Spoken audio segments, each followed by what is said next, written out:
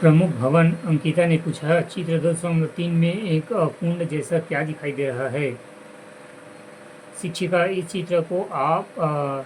चित्र में आपको कुंड या तालाब जैसा दिखाई दे रहा है। वह मोहनजोदड़ो की खुदाई से प्राप्त स्नानगार है। यह नगर के ऊपरी हिस्से में बना हुआ है। स्नानगार के चारों ओर कमरे बने हुए हैं।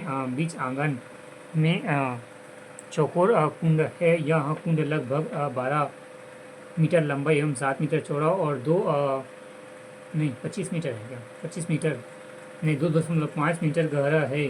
इसके किनारे में कुआं भी बना हुआ है। संभवतः इससे पानी भरा जाता रहा होगा। गंदे पानी की निकासी के लिए नाली भी बनाई हुई है। इसके फर्श की जुताई भी इसी तरह से की गई कि किसी प्रकार की नमी या पानी का रिवास न हो। इस स्नानगार को प्रयोग संभवतः किसी सार्वजनिक कार्य एवं धार्मिक कार्य का किसी विशेष कार्यक्रम के समय किया जाता रहा होगा। आपस में चर्चा कीजिए और बताइए कि इस स्नानगार का प्रयोग मोहनजोदड़ो के निवासी किस तरह करते होंगे। विनय ने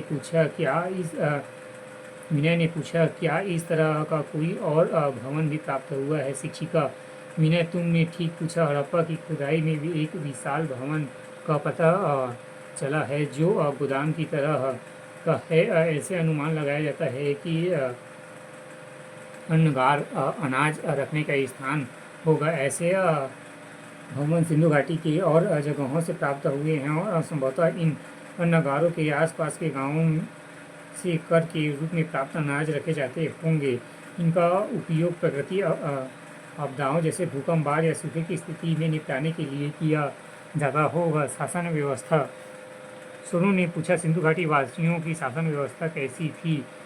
क्या वहाँ राजा होते थे? शिक्षिका, बच्चों, उन शहरों में कुछ बड़े भवन थे और कुछ परकोटे से घिरे थे। लगभग सभी शहरों में एक ऊंची बस्ती होती थी जिसमें प्रमुख भवन हुआ करते थे। ऐसा अनुमान लगाया जाता है कि वहाँ एक वर्ग शासकों का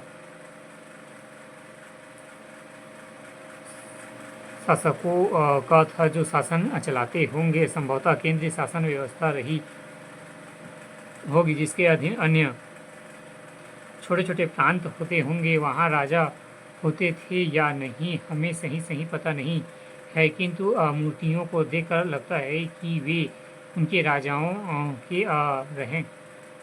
के रहे होंगे। काम धंधे। मोनू ने पूछा, सिंधु घाटी क्या क्या काम धंधे करते थे? शिक्षिका, उनका मुख्य व्यवसाय कृषि था। वे पशुपालन भी करते थे। संभवतः इसी कारण वे नदियों के किनारे बसे रहते थे। सिंधु वासियों की प्रमुख फसलें गेहूँ, जौ, तिल, कपास आदि थे। सिंधु घाटी की शहरों में कुछ अच्छे कुशल कारीगर भी रहते थे। उन्हें धातुओं का ज्ञान भी था। वे तांबा, पीतल, रांगा, शीशा एवं कांसा आदि धातुओं से परिचित थे। खुदाई में यहाँ से बड़ी मात्रा में कांसे एवं तांबे के बर्तन, औजार और मूर्तियाँ प्राप्त हुई हैं। कांसे का प्रयोग होने के कारण इस सभ्यता को आकाश युगीन सभ्यता भी कहते हैं, लेकिन उन्हें लोहे का ज्ञान नहीं था। इस कारण दैनिक जीवन में पत्थरों से बने औजारों को काफ़ी महत्व था। औजारों के अलावा सिंधु घाटी लोग रंग बिरंगे कीमती पत्थरों के बारीक मनके से माला बनाते थे। समुद्र सिक्कों व शंखों की चूड़ियाँ भी बनाते थे। उनका कुम्हार तो कमाल का कारीगर थे। वे बहुत ही सुंदर बर्तन बनाते थे जिन पर चित्र भी बनाए जाते थे।